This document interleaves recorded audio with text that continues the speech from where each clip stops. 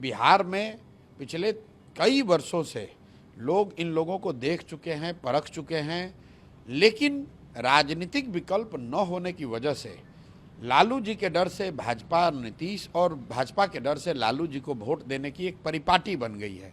राजद को यहाँ वोट इसलिए पड़ता है क्योंकि लोग भाजपा को मुसलमान वोट नहीं दे सकता है। कांग्रेस का यहाँ कोई वजूद नहीं है। कांग्रेस राजद की पुछलग्गू पार्टी है। करीब 25-30 साल से राजनीति में सक्रिय होने के बाद भी राहुल गांधी ने आज तक बिहार में चुनाव के बाहर एक रात नहीं बिताया है।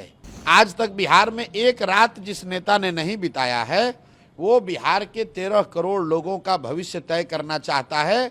जिसको बिहार के 38 जिला का नाम नहीं मालूम है, वो बिहार के लोगों को आगे का रास्ता बता रहा है, तो इनका कौन भरोसा करेगा। अगर टेलीप्रॉम्प्टर से देखकर ही मोदी जी बता दें कि भाई बिहार में कब बाढ़ की समस्या से निजात मिलेगा, अगर मोदी जी बता दें टेलीप्रॉम्प्टर से देखकर ही कि भाई शुगर मिल कब चालू होगा, तो हम लोग को कोई शिकायत नहीं है। तेजस्वी यादव ही भी तो रोज कागज पर लिखा हुआ ही पढ़ रहे हैं। अरे भाई तुम कागज पर लिखा हुआ नहीं पढ़ोगे तो मुरेठा बांधोगे, लोगों को समाज में गाली गलौज की बात करोगे, आप भी कुछ नहीं कह सकते हैं। यात्रा को लेकर के आप सीमांचल में आए हैं, माइनॉरिटी का घर है यहाँ पे।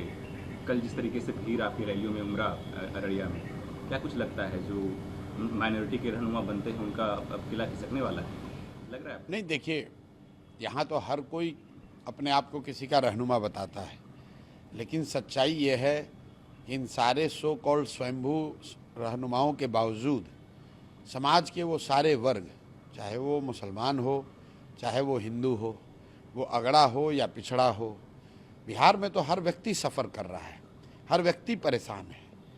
भाई यहाँ पर सामाजिक न्याय और समाजवाद की दुहाई देने वाले लोग, जिनकी सरकार यहाँ 35 साल से है, जो लोग अपने आप को दलितों का, अति पिछड़ों का, मुसलमानों का रहनुमा बताते हैं, मैं रोज़ एक आंकड़ा बताता हूँ कि बिहार में जातीय जनगणना जो इन लोगों ने कराई, उस जनगणना में ये दिखा कि आज भी 35 वर्ष से इनके शासन के बाद भी 5% से कम दलित, अति पिछड़े और मुस्लिम समाज के बच्चे 12वीं पास कर रहे हैं। आगे की पढ़ाई की छोड़ दीजिए, नौकरी रोजगार की बात छोड़ दीजिए, 12वीं पास करने वालों की संख्या 5% से कम है। और अगर उसके बावजूद कोई किसी को अपना रहनुमा बताता है, कोई अपने आप को किसी समाज का रहनुमा बताता है, तो इससे ज़्यादा जाति क्या हो सकती है। तो कोई किसी का रहनुमा नहीं है। सच्चाई ये है कि बिहार में पिछले कई वर्षों से लोग इन लोगों को देख चुके हैं, परख चुके हैं, लेकिन राजनीतिक विकल्प न होने की वजह से लालू जी के डर से भाजपा नीतीश और भाजपा के डर से लालू जी को वोट देने की एक परिपाटी बन गई है। पिछले 30-35 साल में ज़्यादातर लोग जो इन दलों को वोट करते हैं वो पॉजिटिव वोटिंग नहीं है, वो नेगेटिव वोटिंग है। जो मुसलमान है वो लालू जी को, लालटेन को इसलिए नहीं वोट करता है कि लालू जी ने उनके लिए कोई काम किया है या उनको राजनीतिक भागीदारी दी है या उनकी चिंता की है। वो सिर्फ इसलिए वोट देता है क्योंकि वो भाजपा को वोट दे नहीं सकता है। इसी तरीके से बहुत सारे लोग जो नीतीश और भाजपा को वोट देते हैं, उनको नीतीश से कोई लगाव प्रेम नहीं है। उनको मालूम है कि नीतीश की सरकार कैसे चल रही है, उन्हें मालूम है कि गुजरात की तर्ज पर बिहार में भाजपा ने कोई काम नहीं किया है, सिर्फ कोरे भाषण दिए हैं। लेकिन चूँकि वो लालू जी का जंगल राज वापस नहीं आने देना चाहता है, इसलिए फिर वो मजबूरी में नीतीश भाजपा को वोट कर देता है। जन सुराज के आने के बाद से पहली बार पिछले कई दशकों में जनता के सामने एक रास्ता उनको दिख रहा है, उनको वो विकल्प दिख रहा है जिस पर चलकर वो समझते हैं कि एक बेहतर व्यवस्था बनाई जा सकती है, अपने बच्चों के लिए शिक्षा रोजगार का जुगाड़ हो सकता है और सबसे बढ़कर पलायन को बिहार में रोका जा सकता है। इसीलिए आपको वो भीड़ दिख रही है। वो भीड़ जन सुराज की और प्रशांत किशोर की ताकत नहीं है, वो भीड़ उन बदलाव की सोच रखने वाले लोगों को दर्शाता है जो बिहार में अब बदलाव चाहता है। कहा यह जाता है कि जो माइनॉरिटी वोटर्स हैं, खासकर वो कांग्रेस, MIM अभी सीमांचल में एक्टिव हुई है पिछले 5 सालों से, और RJD उसके पक्ष में वोट करती है। आप देखिए, आने से जिस तरीके से भीड़ आपकी रैलियों में उमड़ा है वो देखिए, भीड़ सिर्फ बात नहीं है। जब तो मैं पैदल चल रहा था तब तो भीड़ हम लोग नहीं जुटाते थे। उस समय भी भीड़ न होने के बावजूद मैं कह रहा था कि बिहार में 60% से ज़्यादा लोग बदलाव चाहते हैं, अपने बच्चों के लिए शिक्षा रोजगार चाहते हैं, एक नई व्यवस्था चाहते हैं, पलायन बंद हो ऐसी बात वो चाहते हैं।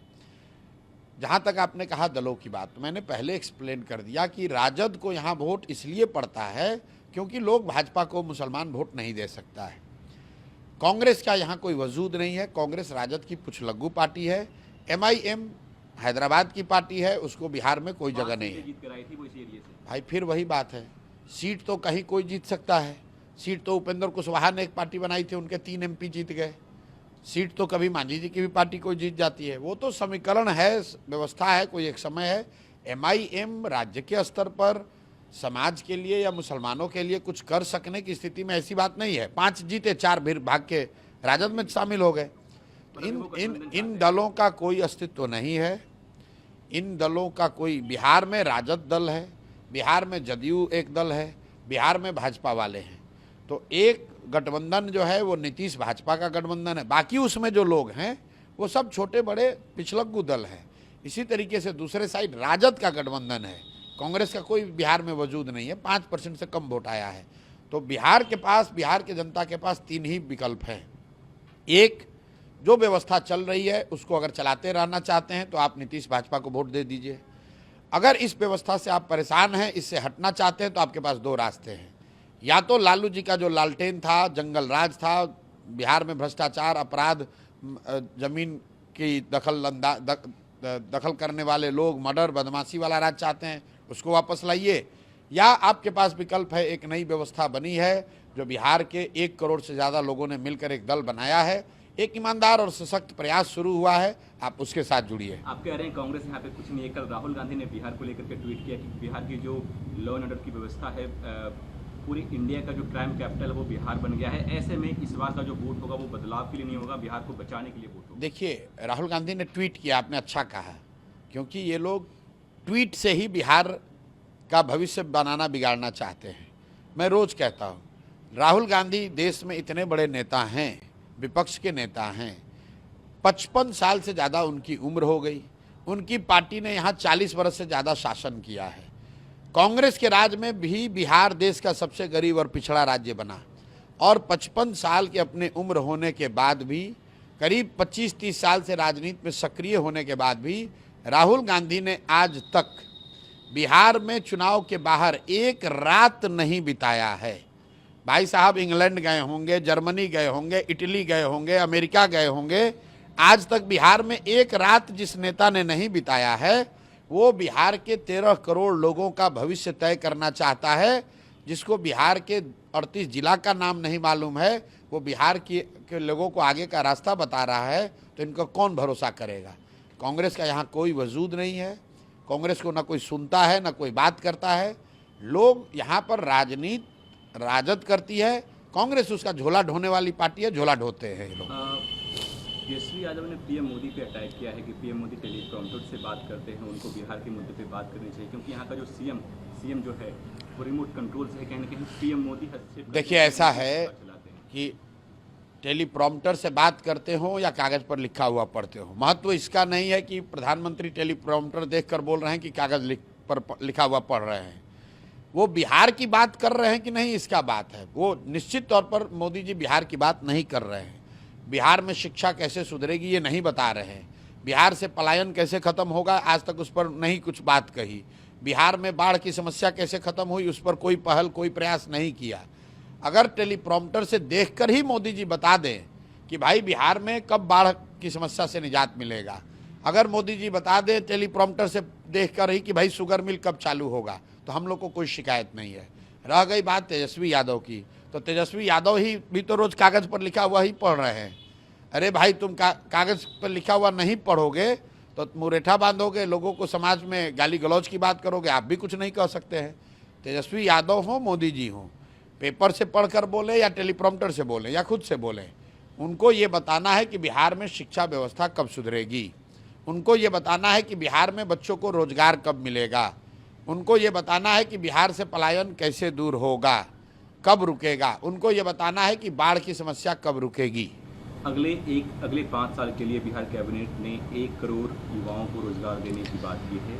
भाई देखिए, इन निर्णयों पर आप लोग चर्चा भी क्यों करते हैं? पिछले 20 बरस से नीतीश कुमार मुख्यमंत्री हैं। 20 बरस में कम से कम दसियों हजार बार कैबिनेट बैठी होगी, हजारों निर्णय लिए होंगे। 20 बरस में उनको ये ध्यान नहीं आया कि बिहार के लोगों को रोजगार देना है। आज जब 1 महीने के बाद चुनाव है और कैबिनेट का अब कार्यकाल मुश्किल से 3 महीना बचा है, तब आपको ध्यान आ रहा है। और अगर ध्यान आ रहा है तो अभी दो, 5 बरस के बाद क्यों? इसलिए कि फिर एक बार वोट दे दो और फिर ये सब लूटपाट मचाएगा, फिर 5 बरस और बिहार को लूटेगा। और तो इनका कुछ है नहीं। अगर इनके पास 5 बरस में 1 करोड़ नौकरी देने का कोई स्कीम है, कोई योजना है, तो भाई अभी तो तुम्हारी सरकार है, अभी क्यों नहीं दे रहे हो? चलो 1 करोड़ नहीं दोगे, 5 बरस में 1 करोड़ का मतलब है कि 60 महीने में 1 करोड़। 1 करोड़ को 60 से भागा दे लीजिए, 3 महीने बाकी हैं, उतने ही नौकरी हर महीने देने लगो भाई। हम लोग मान लेंगे कि हर महीने आप दे रहे हैं तो अगले 5 बरस भी दे देंगे।